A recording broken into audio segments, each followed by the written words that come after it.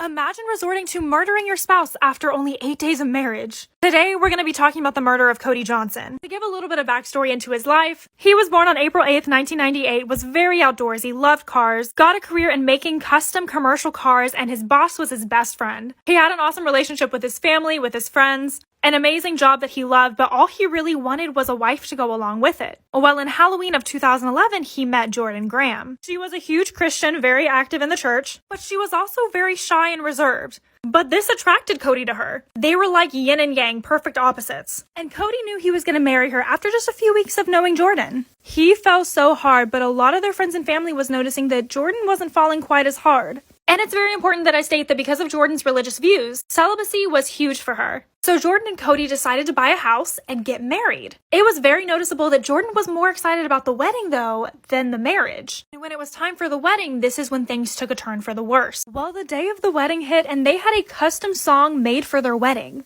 And it stated things like, "You're my safe place to fall," "You help me to climb higher for a better view," and this is all a massive foreshadow. After their wedding, Cody took a week off of work as their honeymoon period to move into their new house. Well, the day before this honeymoon period was over was a Sunday, so they went to church, went to the lake, and went out to Dairy Queen with some friends. And this was the last time anyone heard from Cody. The next day occurred, and he didn't show up to work. His boss, who again was also his best friend, was extremely worried. So worried that he went to his house, and when he knocked on the door for a while and no one answered, he resorted to breaking in. He was panicked, looked for evidence around the house, and found Cody's phone in the garage.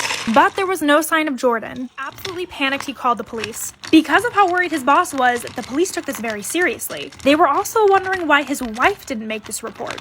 Well, the wife ended up texting a friend asking if they had seen Cody, saying that he drove off with out-of-town friends and didn't know where he went. So at this point, friends and family know that Cody is missing. So they go to Cody and Jordan's house to help. And when they're over there, Jordan just seems upset instead of happy that people are actually helping. At one point, she gets so upset that she throws her wedding ring. Well, obviously with this behavior, the police call her in to question her. They're like, "Hey, was there a fight?" She says no. They're like, "Well, do you think you know where he went?" She's like, "Well, he does like to go out on very fast joy rides," almost suggesting that they were going too fast and maybe crashed somewhere. She also said that she didn't make a missing persons report in case he came back and was upset with her. Well, the cops were potentially thinking that this was a drug deal gone wrong, because that wasn't uncommon for the area. Search parties were looking for Cody everywhere until an email came in. I'll insert this email now from Cody the car man.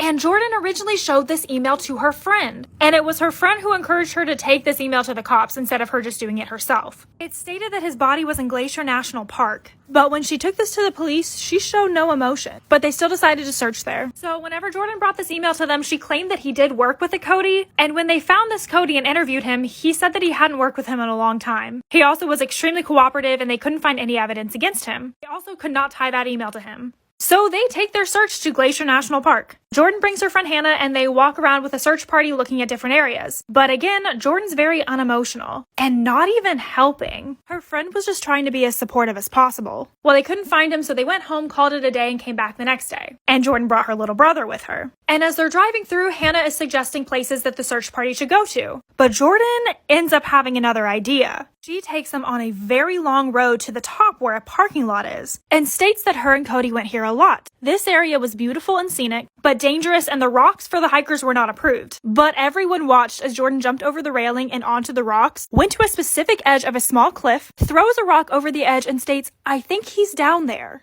So Jordan throws the rock over the edge and states, "OMG, it's him." Her little brother joins her and kind of looks over the edge, and it's just past the point that you can't see, but you can definitely see that something's down there, which traumatized her little brother, and he was so upset that he was physically crawling back to the car and crying. And again, Jordan was emotionless. And everyone was shocked by her behavior and the fact that she knew the right place to go. A member of the FBI had to actually climb down the tree by rope in order to confirm that there was a body down there before they even started the rescue mission, because of how dangerous the rescue mission would be. But once they were able to go there, they confirmed that it was him, he had his ID on him, and a helicopter had to come drop a 200-foot line to retrieve him. All of Cody's friends and family stated that he was afraid of heights, so he had to have been lured there. The police thought it was very suspicious that Jordan knew exactly where to go, and when questioned on this, she said the Holy Spirit just led her to this spot. Now they're super weirded out but still don't have evidence against her. And this is when her matron of honor ended up coming forward with text messages about Jordan being scared to get married. So the matron of honor ended up coming forward with all of these text messages, in which Jordan was saying that she was scared to get married and scared to lose her virginity. She was also crying the day of her wedding and stated that she would freak out if he even made a move on her. Well, I guess after they got married, she pretended like she was on her period. But obviously that lie can only last for so long, so she told her friend that she ended up telling Cody she didn't want to be with him anymore after 8 days of marriage, that they got into an argument and he left. So now the police know that she's telling different people different things. On top of that, they were able to trace the IP address of the email back to her stepdad's house. So that's when Jordan knew it was time to come clean. She said she told Cody she wasn't happy anymore and they got into a huge argument, but decided to cool off a little bit at the national park, in which they got into an altercation again and she pushed him off the cliff, which didn't surprise investigators at this point.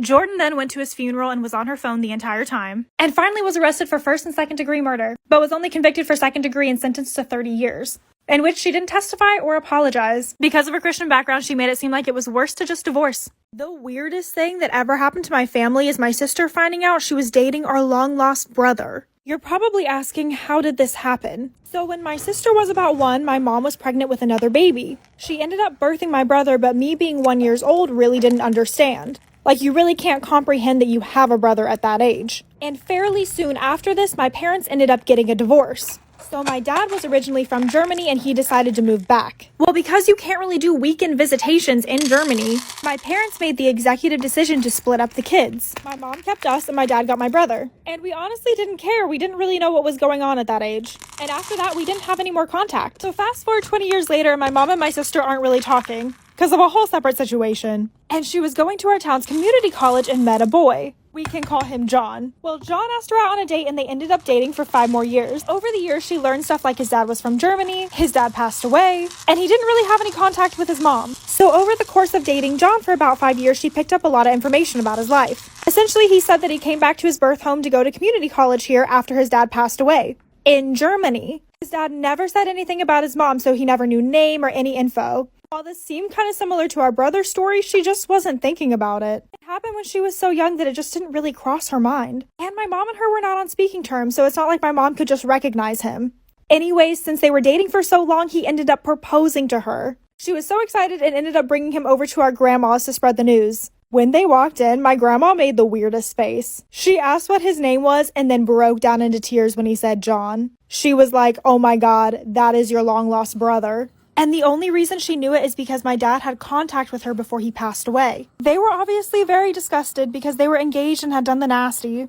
We now have family reunions now that my mom and her are on better terms, but it's still weird. You guys are not even gonna believe it when I say that when I was 15, I almost became a stepmom. Yes, we did skip a few chapters, so let's start from the beginning of the book. Back in the day, in middle school, there was this new bad boy in town. And for the purpose of the story, his name will be Dean. So Dean was a little bit older, but he would date some of the middle school girls. A little sus, I know, but even beyond this man had a bad reputation. And I did my best to stay away from guys like him. That was until the second quarter of my sophomore year in high school happened. And while my mom and I were walking around Walmart looking for a pair of jeans, we ran into Dean's mom. Well, our mom started talking and bonded really well. And that's when his mom suggested that we would be a really cute couple. She talked about how much he's changed, so I went ahead and added him on Snap. And the insane thing is that we actually started having really good conversation. Like deep existential ones.